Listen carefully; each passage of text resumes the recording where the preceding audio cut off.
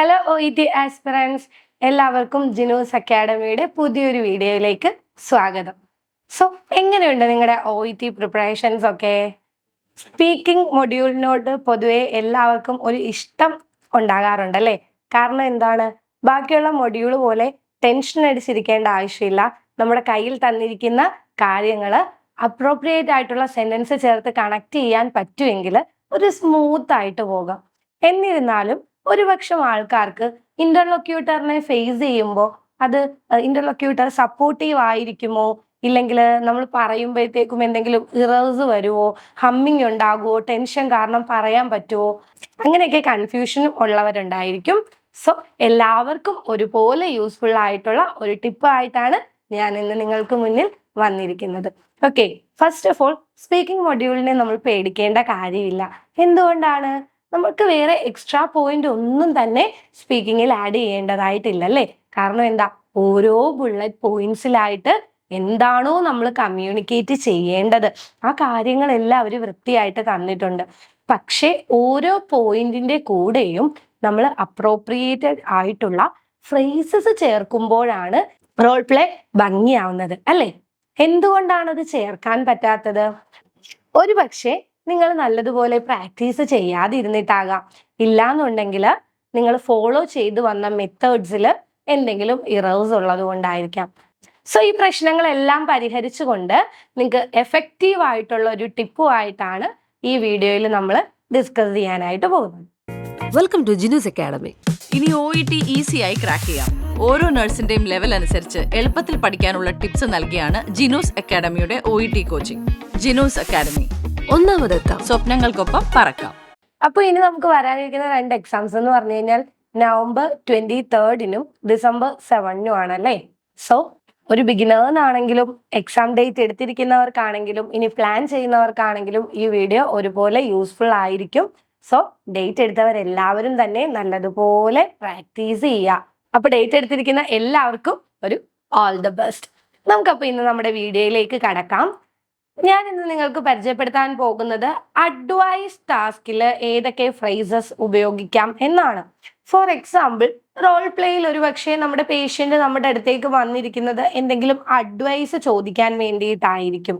ഇല്ലാന്നുണ്ടെങ്കിൽ ഒരു normal case ആണ്, നമ്മൾ പേഷ്യന്റുമായിട്ട് എന്തെങ്കിലും കൺസേൺ അഡ്രസ് ചെയ്തുകൊണ്ടിരിക്കുന്നതിനിടയ്ക്ക് ആ പ്രോബ്ലം സോർട്ട് ഔട്ട് ചെയ്യാനായിട്ട് നമ്മൾ പേഷ്യന്റിന് അഡ്വൈസ് കൊടുക്കാറുണ്ട് അല്ലേ? ഈ അഡ്വൈസ് കൊടുക്കുമ്പോൾ സാധാരണഗതിയിൽ എല്ലാവരും ആ ബുള്ളറ്റ് പോയിന്റ്സ് നേരെ നേരെ അങ്ങ് വായിച്ചു പോവുകയാണ് ചെയ്യാറുള്ളത്. പക്ഷേ ഇവിടെ നമുക്ക് ഇമ്പോർട്ടന്റ് എന്നുള്ള വേർഡിന്റെ സിനോണിംസ് യൂസ് ചെയ്യുകയാണെന്നുണ്ടെങ്കിൽ കേൾക്കാൻ കുറച്ചുകൂടെ രസമായിരിക്കും. അതിലൂടെ നമുക്ക് ഡിസയേർഡ് സ്കോറിലേക്ക് മീറ്റ് ചെയ്യാനും വളരെ സഹായിക്കും. ഇനി ഏതൊക്കെയാണ് ഈ ഇമ്പോർട്ടന്റ് എന്ന് പറയുന്ന ഫ്രേസിന്റെ സിനോണിം? നിങ്ങളിപ്പോൾ പേഷ്യന്റിന് ഒരു അഡ്വൈസ് കൊടുക്കുന്ന സമയത്ത് ഇറ്റ് ഈസ് വെരി ഇമ്പോർട്ടന്റ് അല്ലെ? ഇപ്പൊ പേഷ്യന്റിന്റെ അടുത്ത് നമ്മൾ പറയുകയാണ് ഒരു ന്യൂട്രീഷ്യസ് ആയിട്ടുള്ള ഒരു ഡയറ്റ് എടുക്കണം. It is very important to follow a nutritious diet. അങ്ങനെയായിരിക്കും നമ്മുടെ ടാസ്കിൽ ഉണ്ടാവുക. ഈ ഇമ്പോർട്ടന്റ് എന്ന് പറയുന്ന ഫ്രേസിന്റെ സിനോണിം ഉപയോഗിക്കുകയാണെങ്കിൽ ആ ടാസ്ക് അതേപോലെ തന്നെ നോക്കി വായിക്കാതെ എന്തെങ്കിലും ഒരു മാറ്റം കൊണ്ടുവരാനായിട്ട് നമുക്കത് സഹായിക്കും. നമുക്കപ്പോൾ സിനോണിംസ് ഏതൊക്കെയാണെന്ന് പരിചയപ്പെടാം. Crucial, vital, essential, necessary, imperative, pivotal. ഇതുപോലുള്ള ഫ്രേസസ് ഇമ്പോർട്ടന്റ് എന്ന് പറയുന്ന ആ ഒരു ഫ്രേസിന്റെ മുകളിൽ നിങ്ങൾക്ക് പെട്ടെന്ന് റോൾ പ്ലേ പറയുമ്പോൾ പാനിക്കായിട്ട് പറയാൻ പറ്റുന്നില്ല. ഓക്കെ, ഇന്റർലൊക്യൂട്ടർ എങ്ങനെ പ്രതികരിക്കും എന്നൊക്കെ നമ്മുടെ മനസ്സിൽ ആദ്യത്തെ റോൾ പ്ലേയിൽ ഉണ്ടായിരിക്കും അല്ലേ? അങ്ങനെ നിങ്ങൾക്ക് ടെൻഷൻ ആണെങ്കിൽ എന്തെടുക്കാം, 3 മിനിറ്റ് പ്രിപ്പറേഷൻ ടൈമിൽ ഈ ഇമ്പോർട്ടന്റ് എന്നുള്ള ഫ്രേസിന്റെ മുകളിൽ ഇതിന്റെ സിനോണിം ഏതെങ്കിലും നമുക്ക് എഴുതി വെക്കാം. നമുക്ക് ചേർത്ത് വായിക്കുമ്പോൾ ഇറ്റ് ഈസ് ഇമ്പോർട്ടന്റ് എന്ന് ടാസ്കിൽ കിടക്കുന്നത് പോലെ തന്നെ വായിക്കാതെ it is crucial, it is vital to follow a nutritious diet, it is pivotal, അങ്ങനെയൊക്കെ നമുക്ക് ആ ഒരു സിനോണിം ചേഞ്ച് കൊണ്ടുവരുവാണെങ്കിൽ ആ ഒരു റെപ്പറ്റീഷൻ അവോയ്ഡ് ചെയ്യാൻ കൂടെ സഹായിക്കും. അത് മാത്രമല്ല, ഇടയ്ക്ക് നിങ്ങൾക്ക് മാറ്റി മാറ്റി ഈ ഫ്രേസസ് ഉപയോഗിക്കാവുന്നതുമാണ്. അതായത് നമ്മൾ പേഷ്യന്റിന്റെ അടുത്ത് എന്തെങ്കിലും ഒരു കാര്യം സ്ട്രെസ് ചെയ്ത് പറയുകയാണ്, ഹൈലൈറ്റ് ചെയ്ത് പറയുകയാണ്, ഇത് നിങ്ങൾ യൂസ് ചെയ്യുന്നത് ഭയങ്കര ക്രൂഷ്യൽ ആയിരിക്കും. ഫോർ എക്സാമ്പിൾ, ഒരു സൺ എക്സ്പോഷർ ആയിട്ട് വന്നിരിക്കുന്ന പേഷ്യന്റ് ആണെങ്കിൽ പേഷ്യന്റ് പുറത്തേക്കൊക്കെ പോകുമ്പോൾ സൺസ്ക്രീൻ യൂസ് ചെയ്യുക, അതുപോലെ തന്നെ ഹാറ്റ്സ് ഉപയോഗിക്കുക, എന്തെങ്കിലും സ്കാർഫ് ഉപയോഗിച്ച് ബോഡി കവർ ചെയ്യുക, ഇങ്ങനെയുള്ള കാര്യങ്ങളൊക്കെ നമ്മൾ അഡ്വൈസ് ആയിട്ട് പറഞ്ഞു കൊടുക്കാറുണ്ട്. So vital, crucial, pivotal, essential എന്നൊക്കെ നമ്മൾ പറയുവാണെങ്കിൽ എന്താണ്, അവിടെ നമ്മൾ ആ ഒരു പോയിന്റിനെ കുറച്ചുകൂടെ അങ്ങ് ഇമ്പോർട്ടൻസ് കൊടുത്തില്ലെങ്കിൽ ആ ഒരു പോയിന്റിനെ ഹൈലൈറ്റ് ചെയ്ത് പറയുന്നതായിട്ട് തോന്നും. സോ ഇങ്ങനെയുള്ള ഫ്രേസസ് ഉപയോഗിക്കുമെങ്കിൽ മാത്രമേ എന്തെങ്കിലും ഒരു വ്യത്യാസം നമുക്ക് റോൾ പ്ലേയിൽ കൊണ്ടുവരാൻ പറ്റുള്ളൂ. കാരണം എന്താ, ഇന്റർലോക്യൂട്ടർ നോക്കുമ്പോൾ കൊച്ചു ടാസ്ക് തന്നെ നോക്കി വായിക്കുകയാണ് ചെയ്യുന്നത്. പക്ഷെ നമ്മുടെ കയ്യിൽ വൊക്കാബുലറി ഉണ്ട്. അപ്പൊ ആ വൊക്കാബ് ഉപയോഗിച്ച് ആ ടാസ്ക് കംപ്ലീറ്റ് ആകുവാണെങ്കിൽ റോൾ പ്ലേ കുറച്ചുകൂടെ ഭംഗിയായിട്ട് നമുക്ക് അവസാനിപ്പിക്കാനായി പറ്റും. ഇപ്പൊ ആ സിനോണിം എങ്ങനെയാ യൂസ് ചെയ്യേണ്ടതെന്ന് മനസ്സിലായല്ലോ. ഇനി അടുത്ത പ്രശ്നം എവിടെയാണ്? സ്റ്റാർട്ടിങ് ട്രബിൾ അല്ലെ. എല്ലാവർക്കും സ്റ്റാർട്ടിങ് ട്രബിൾ ഉണ്ടാകാറുണ്ട്. എങ്ങനെ ഞാനിത് തുടങ്ങും, അടുത്ത ടാസ്കിലേക്ക് എങ്ങനെ ഞാൻ കടക്കും, ഇനി ഏത് ഫ്രേസ് ഉപയോഗിച്ചുകൊണ്ട് കടക്കും. സോ അങ്ങനെ കൺഫ്യൂഷൻ ഉണ്ടെങ്കിൽ നമ്മൾ നേരത്തെ തന്നെ ഇതിന്റെ ഒരു വീഡിയോ ചെയ്തിട്ടുണ്ട് കേട്ടോ.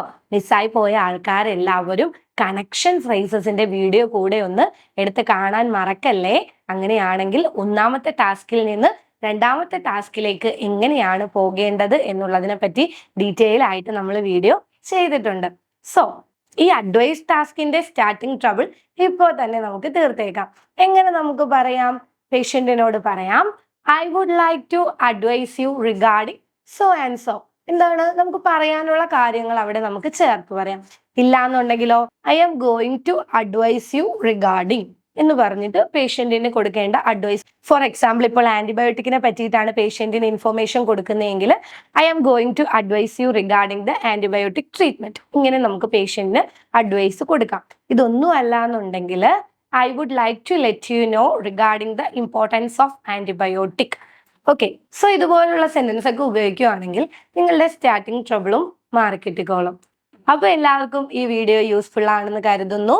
സോ നിങ്ങളുടെ നെക്സ്റ്റ് റോൾ പ്ലേയിൽ ഇതുപോലെ ഇമ്പോർട്ടൻസ് ഒക്കെ കാണുവാണെങ്കിൽ സിനോണിംസ് ഉപയോഗിച്ച് നമ്മുടെ വൊക്കാബുലറി ഒക്കെ യൂസ് ചെയ്ത് സ്മൂത്ത് ആയി കൊണ്ടുപോകുമല്ലോ അല്ലേ. സോ അടുത്തൊരു വീഡിയോയിലേക്ക് കാണാം. ബൈ. അതുപോലെ തന്നെ എല്ലാവരും അറിഞ്ഞിരിക്കാനായിട്ടുള്ള ഒരു സന്തോഷ വാർത്തയുണ്ട്. ജിനൂസ് അക്കാഡമിയുടെ അടുത്ത ഓഫ്ലൈൻ ബാച്ച് ഡിസംബർ 2-ാം തീയതി സ്റ്റാർട്ട് ചെയ്യുകയാണ്. സോ ഇനിയും കൺഫ്യൂഷൻ എന്തിനാ? നമ്മുടെ അഡ്മിഷൻ നമ്പറിൽ ഇപ്പോൾ തന്നെ കോൺടാക്ട് ചെയ്ത് നിങ്ങളുടെ സ്ലോട്ട് കൺഫേം ആക്കിക്കോ. Jinu's Academy, fly with your dreams.